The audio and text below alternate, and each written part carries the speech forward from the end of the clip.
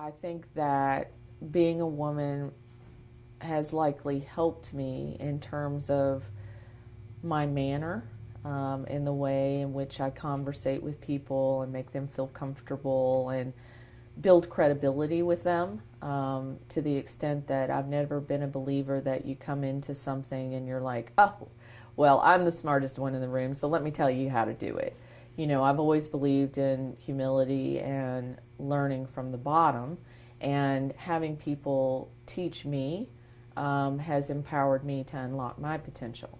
So I think that from that vantage point, being a woman has probably helped me just to make people feel comfortable, kind of that nurturing, comfort that you get from a female, much more so than a male, has helped me build those relationships, build credibility, and learn everything I could. Now, in terms of coming into the industry and being accepted as a woman in this industry, I think that's been a different journey altogether. I don't, I certainly wouldn't want it to be received disrespectfully in any way, but it is and has been a male-dominated industry. There are a lot of men master distillers, and they make wonderful products, and they're great gentlemen, great characters. But because it's been so male-dominated, it's been kind of a shock factor to see a woman come into the industry and really hold their own and be able to speak the language and understand what people are talking about and push back if you need to. I think that that's where, in some ways I feel like there's a bit of a glass ceiling being broken now. There are women in this industry who produce every day. They run stills. They interact. They're making big decisions for their organizations. They're bringing brands to market. They're doing lots of things, but I don't think that they've gotten the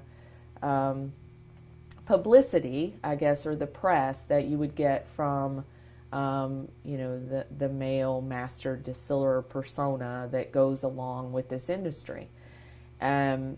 I remember the first time that I went to the Kentucky Distillers meeting. So Diageo has been a heritage member of the organization since its inception, and I went to the first meeting, and I had asked Frenchie, I said, so what is this all about? And she said, well, they go and they, make decisions on behalf of the industry, and they work together to solve problems and establish standards and whatever.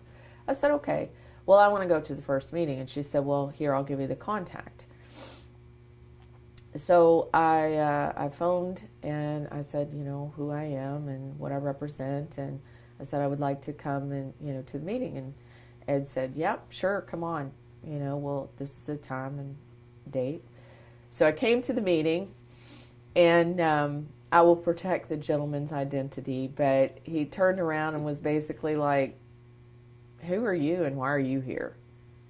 And I thought, even just that statement in and of itself established the behavior that it was all men sitting around the table as if they were all going to sit around and talk shop, for the afternoon. And then to see me show up in, kind of a suit and, I'm with Diageo and I'm here to be part of the Kentucky Distillers Association conversation was a bit of a shock and a throwback for them. And you could see it. You could experience in their faces, and it was almost like this kind of stumbling to get the meeting started because nobody really knew what to do with me. And even though inside I was falling apart, literally. I was frightened. I was, and not, it was just more about anxiety about what's going to happen. How am I going to handle myself? All of these things were going through my head, and I thought, you just need to do this. And on the exterior, though, I was all calm and, respectful and just managing through the topics. But I remember, walking out of that meeting and thinking, oh my God.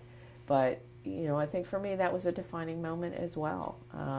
There had not been a woman on the Kentucky Distillers Association for 100 years or something. I think I was the second woman to chair the organization, and So, it was a real defining experience for me that also taught me, some about the industry, and that it was a bit of a good old boy network. And I think it's been good, though. I think the relationships have been built and good things have happened. And I think certainly from a market perspective, a lot of buying power in the whiskey business comes from women. I think statistically, it's about 52% of the whiskey bought in the home is purchased by women. About 27% of women are whiskey drinkers. So, they're not, I think it's a different, I think things are just changing, in terms of the marketplace and the world. And, we do have to think about diversity, and we do have to think about how diversity brings new thinking and new opportunities for all of our businesses. But I think the whiskey aspect is definitely interesting as women, become more prominent